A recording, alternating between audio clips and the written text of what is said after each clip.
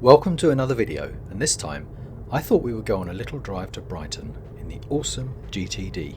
Brighton is a super popular destination for tourists and known for its diversity, culture, iconic films and of course the fantastic Palace Pier. It is also well known by car enthusiasts for many events including the Brighton Speed Trials. So if you fancy seeing a MK1 Golf with a 3-litre BMW E36 engine and an Audi 80 Quattro going flat out, that's coming up in a few minutes. So, at the moment, we are heading up one of the steepest hills in Sussex, called Ditchling Beacon. It's a very well-known climb for cyclists and features as part of the London to Brighton bike ride. Believe me, it is a tough climb on a bike, but in a 2-litre GTD, as you can see, it is a breeze in 3rd gear. That's the great thing about the GTD. It has great torque and such a balanced range of power when you get the gearing right. Unfortunately though, you're definitely going to hear what it's like to run over a pothole or two in a GTD with 18-inch alloys. So listen out for that. It always sounds worse than it is, and I hate it.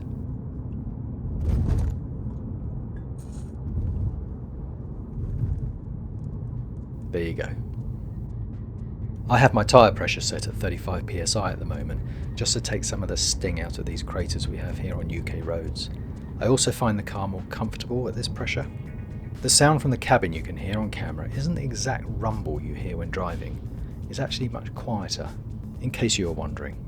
If you're into football and ever over this way, when you get to the top of the beacon you can see Brighton and Hove Albion's Amex Stadium nestled at the bottom of the South Downs, just over there to the east. Okay, so let's go hypersonic and get to Brighton, shall we?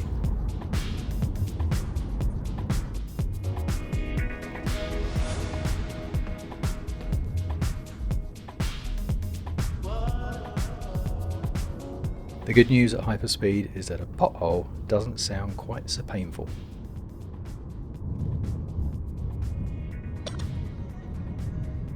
There you go again.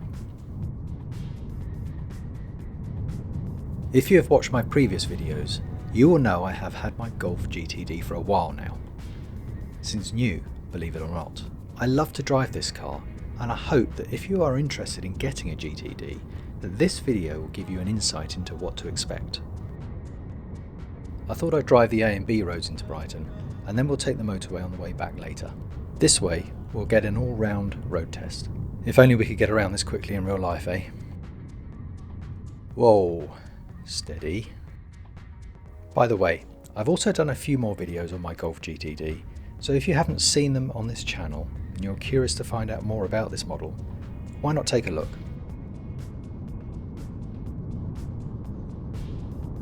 If you've ever done the London to Brighton bike ride, you'll know this route and how good it feels to be on the home stretch and heading down this hill. We're nearly in Brighton now. It's a lovely day, so let's take a drive around. There's always a ton of traffic filtering into Brighton and driving around the city. It's times like this, and I've mentioned it before, sitting in traffic, when I wonder about the DSG gearbox and if it would have been better than the manual I have. Some of the comments I've read on previous videos have been mixed.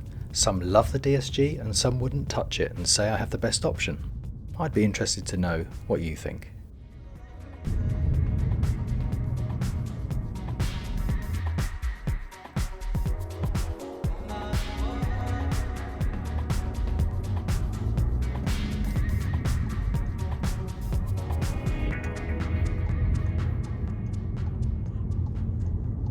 So, this is Madeira Drive, a well-known stretch along the Brighton seafront, and also the venue for the Brighton Speed Trials I mentioned earlier. Unfortunately, due to the closing of the terraces along this street, it isn't running at the moment. Hopefully we'll see it up and running again one day. LD 4x4 Quattro, LD 80, watch this go.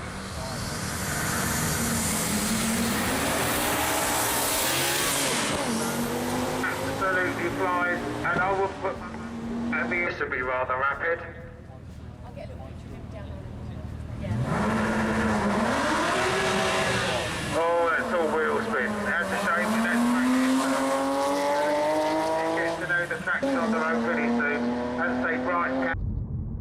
Just a couple of short crazy clips there, eh? But now for something a bit more sedate. But if you want to watch more of those speed trials, I've left a link below for you. Let's park up here and have a quick look at the pier, but more importantly, a glimpse of a Mark 7 Golf. I'm not sure how much longer I'll be keeping my car for, as I've had it for 8 years now, but at the same time, I know that one day this model will be one of those classic Golfs you should have kept. It's a tricky one. I know I would still love to own the old oak green 1991 Golf GTI I once had.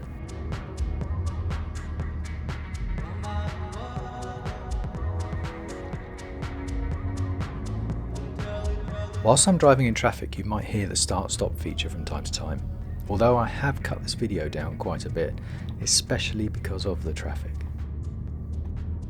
Let's head along the A259 towards Hove and take a bit of a tour along the seafront.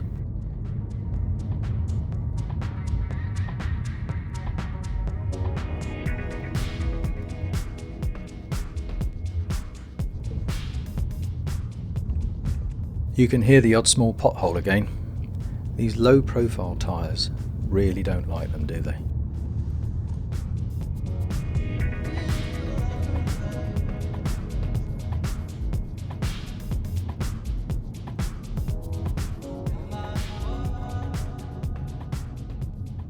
In a few seconds, you'll also hear the stop-start system.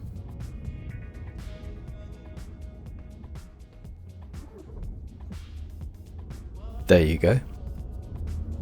If you have start-stop on your VW, do you disable it? I rarely disable mine, as it's one of those things I hardly even notice is happening now.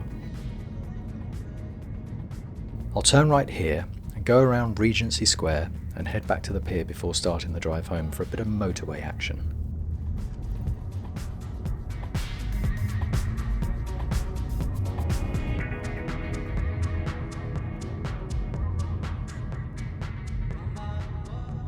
One creature comfort with a GTD is definitely the chunky flat-bottomed leather steering wheel.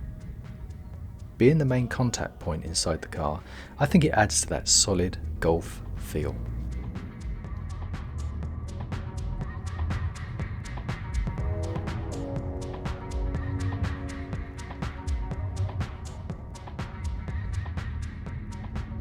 I'm planning to do some various speed tests on my GTD soon on various road surfaces and in different temperatures, and compare this with the manufacturer's stated numbers. One particular speed bracket I've never really looked at is the acceleration between 40 miles an hour and 70 miles an hour, 64 kph and 113 kph in seconds.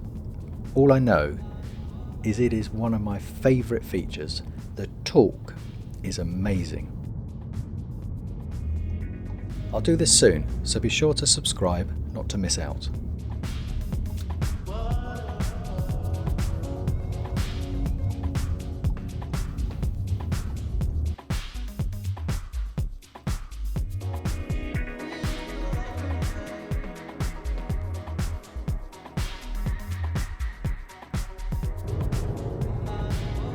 As you may be able to tell, this Golf is as smooth as you like on a dual carriageway.